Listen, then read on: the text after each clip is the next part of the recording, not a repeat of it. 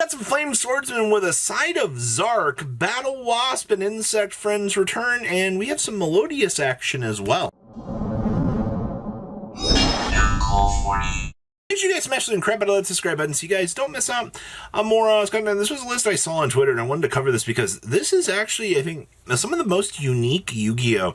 That I've seen out here. Now, obviously, you're kind of using a little bit of a base Labyrinth package in here in order to do things, and then you're also combining this with a Flame Swordsman package in here to be able to kind of push through your opponent's boards and be able to do something. Not every control aspect deck has to rely on disruption forms and the power of lovely Labyrinth. You know, we can actually put like a big boss monster on the field and play a good game of Protect the Castle out here, which, you know, you're going to kind of get out here with this Flame Swordsman stuff. Now, I also see we're playing Double Die, which is what? If you control no monsters, especially summon a level 4 warrior monster from your deck, so we can actually beam on out the Flame Swordsman here, or you can target a warrior monster you control, especially summon an earth monster with an equal or lower level from your deck. We don't care about that. We just care about the fact that this can bring out the fighting Flame Swordsman in here, and then we can just kind of start toggling to kind of get things going. Now, obviously, the rest of this deck is going to be kind of using the base logic of Labyrinth and setting up these disruptive traps so your opponent kind of falls into the hole for the Flame Swordsman to be doing its thing. I also see we're doing triple Flame Sword Dance in here as well. Okay, I see you. We have a lot of cool options available to us, and also the fact that this build is splashing in Soul of the Supreme King in here to toggle into a frickin' Zark of all things, and then if your opponent attempts to do something, bam, the Zark splits apart into, you know, like, you have the Clear Wing and, of course, the Brave Eyes.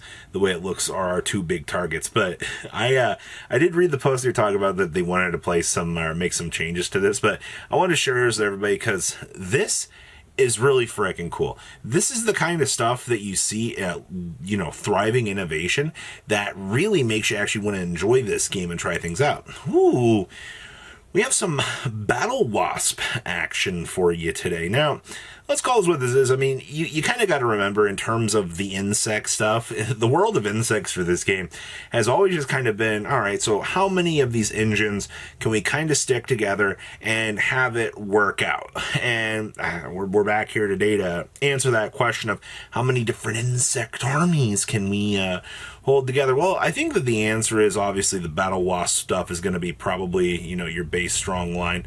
I know I said B-Troopers at the beginning of this, but you do have a very strong B-Trooper lineup in here. So all the insect pieces were meant to kind of work together. I also see we are actually playing the Praying Mantis in here. And of course, I mean, this just wouldn't be complete without, you know, the Ragnarika insect cards kind of being in here to help out. Remember, the Ragnarika stuff was designed to work, you know, very, very nicely with the already existing themes, and then have the ability to actually kind of mold together as well. I also see we're playing Giant Ball Game in here. Okay. I actually kind of like this. The insects have always been a very funny archetype on the side, and ooh, we are playing Silent Insect. If this card changed to defense position when it is normal or special, flip some, negate the effects of all continuous spells and continuous traps. Oh, well, that's pretty good. So if your opponent's got rolling floodgates out here on, you know, like Dimensional Fissure and things like that, Mr. Silent Insect here is going to go ahead and actually negate those for you. I have not considered, I actually forgot this card existed, if you want my opinion. But if you're an insect duelist out here and you're looking at trying to find the next cool little tech choice to kind of keep you excited, I think you've got some options available to you here. Like I said, insects are this whole idea of being able to combine all of these different armies together in order to get the perfect hybrid rolling. And these new TCU exclusives really helped. Woo, we have some Melodious action for you. Now, the current state of things has not necessarily been too nice to Melodious.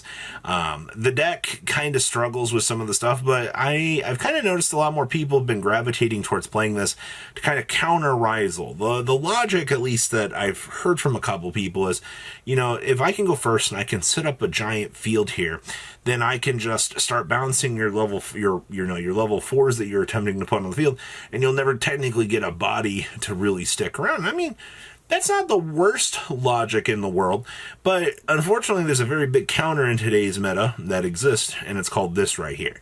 I know that this deck, or this card, actually counters Rizal very, very strongly, but a Pendulum player not being able to play Pendulums at all really, really, really hurts so much. So, while they're designed to kind of counteract some of the other meta, I just wanted to point this out. Like, you thought that, like, Rizal getting punched in the face by Dimensional Barrier was bad. You should see what happens when Pendulums get punched in the face. They go into such a bad state. Like, it's actually kind of crazy to see how, like, off this can be for them. But outside of that, I mean, this main deck is 100% constructed beautifully.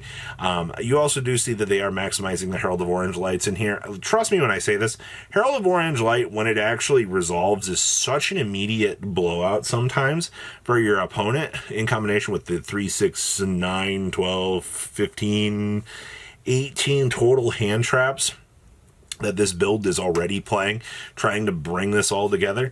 Yeah, that's modern era Yu-Gi-Oh! In a nutshell. Also, I still love the fact that this deck is able to play the Underworld Goddess out here, you know, just getting a big suck up on something that your opponent trying to play the game on an unaffected boss monster. Yeah, no thanks. We have some Rescue Ace for you here. Now, the reason why I wanted to talk about Rescue Ace is ever since we got, what was it, Impulse? You're the one that came back? No, it was Impulse, or Lifter was the one that came back. It doesn't matter, all right? This got some new support back. And it really, so losing OSS, a lot of people are like, oh, you know, like, this is such a big blow to Rescue Ace. Like, what am I going to do out here? You know what you're going to do? You're going to play better cards because you got multiple Airlifter back now. Actually, playing the Board Breaker version of this deck, I don't think it's such a bad idea right now. You know, you have Book of Eclipses in here and Forbidden Droplets. The point of these cards is to disrupt your opponent so that you can actually play the game. Strange concept, I know, but also because we're playing the Fiendsmith stuff in here. This Fiendsmith stuff is meant to help you, you know, kind of disrupt your opponent. Let's call it what it is here. Ain't not a single soul gonna be happy when they get turbulenced out here and they have to deal with a set 4 off of that with a Lacrima in, you know, full setup with a Desiree sitting next to it. I assure you, that's not fun for really anybody out here that's dealing with this. But that's the modern, you know, equivalent out here of what we have to deal with. That's why you see, you know, we're playing the Board Breaker stuff in here because, you know, Desiree is also a pain to deal with across the table as well. Like, you need this hydrant to be able to resolve. And typically, if you are getting this engine to resolve, I mean, you're going into a pretty fancy position out here to probably win the game. So, your current takeaway with this deck is back on the menu. Is it struggling a little bit to kind of keep up with the meta? I mean, absolutely, but it shows that you can have a rogue deck coming back into the spotlight that so many people just kind of were like, oh, you know, this is dead. No, not entirely. We just kind of have to work a little bit harder to get things going. And last but not least in here, we have some Labyrinth action for you. That Rescue Ace list actually won its regional, and this list actually got second at that very same regional out here. So this kind of gives you a nice little switcheroo to what you've kind of been considering the big Labyrinth stuff. I mean, Simultaneous Equation Cannon was like the big thing last format. Equation Cannon's not really getting to those big boards right now. I think a lot of people are just kind of looking at it. They're like, hey, you got some kind of cool options with this, but like, the Destructive Daruma Cannon just is a better card right now. Flipping down your opponent's Dreadnator, you know, battle phase to get you into the next turn is really good. No, I'm also the revolving door of dimensional barriers to put that pressure on your opponent. Do not underestimate that. I have far learned that paralyzing your opponent for rolling turns out here is something the Labyrinth absolutely does best. All right, and if you let a Labyrinth player start that revolving door of shenanigans, it's just going to be a bad time out here. So, yes, this deck is back. Also, the fact that Mischief of the Gnomes is a normal trap card that they can just get to disrupt Rizal is actually insane. Malice doesn't really care about Mischief of the Gnomes, but I mean, there are clearly other cards that we are playing in here to distract Malice from actually getting the chance to achieve what it set out to do. Also, these Chimera cards down here, that's a little interesting little stuff, I do say. But what do you guys think about the fancy little ideas that we've seen across the board with these decks? Please leave a comment down below, tell me what you guys think, and I'll see your beautiful faces back here later in the day, guys. Peace. Patrons, thank you.